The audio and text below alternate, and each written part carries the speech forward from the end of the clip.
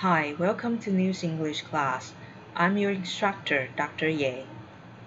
This MOOCS aims at helping you previewing essential course materials prior to your attendance at the classroom.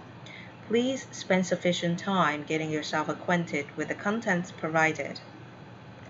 In this episode of News English MOOCS, we will explore one of the pressing global issues of refugee crisis.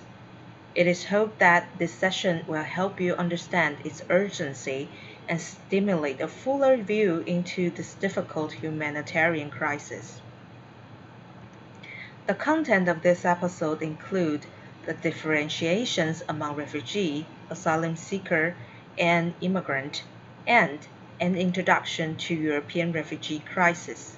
If you take the different terminologies of an immigrant, an asylum seeker, or a refugee at a glance, their definition differs. First, an immigrant is a person who migrates to another country out of his or her own will to seek permanent residence. An asylum seeker, on the other hand, is a displaced person who is forced to cross national borders without returning home safely.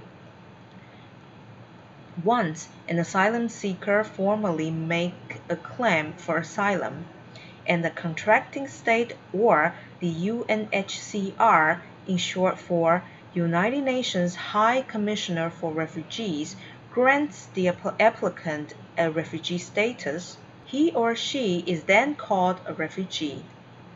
After the initial differentiation or different statuses, we may now move on to understand what refugee crisis entail. Refugee crisis refers to movement of large groups or displaced persons as refugees, asylum seekers, or other migrants. Reasons for refugee crisis vary.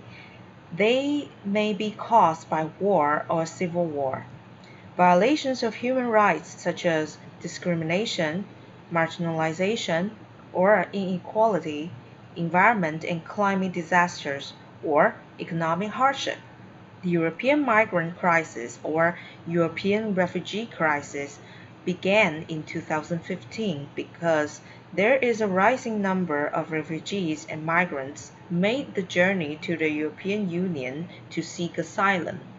According to the UNHCR, among 1 million Mediterranean Sea arrivals between January 2015 and March 2016, the top three nationalities were Syrian, Afghan, and Iraq.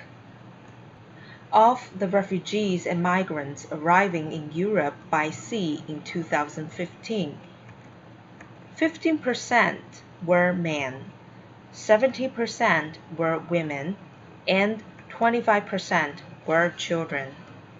The number of deaths at sea reached its peak in April 2015, when 5 boats carrying almost 2,000 migrants to Europe sank in the Mediterranean Sea. A death toll of more than 1,200 people was estimated.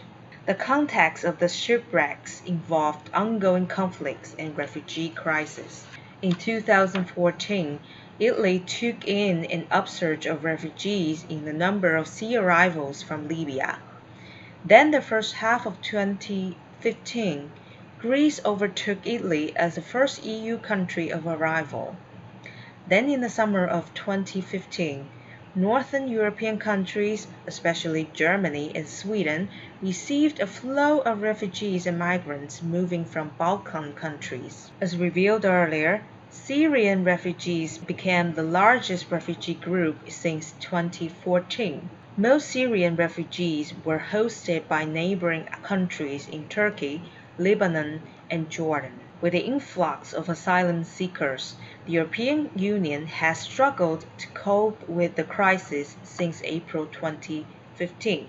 Individual countries have at times introduced border controls within the Schengen area, and rifts emerged when some countries are willing to accept asylum seekers while others are not. The urgency of refugee crisis remains a huge problem, and for many countries, to open or not to open its border remains a very difficult decision. Since this remains a huge rift between polarized opinions, I would like you to do some research and put together the arguments for and against opening a nation's border to host refugees. Then, try to make your own statement if you agree with or disagree to have your nation host refugees, and please explain why. I hope this topic and the materials for this episode help you stay up to date with the current news and global crisis. Please remember to complete the online test for the session before the deadline. See you in class.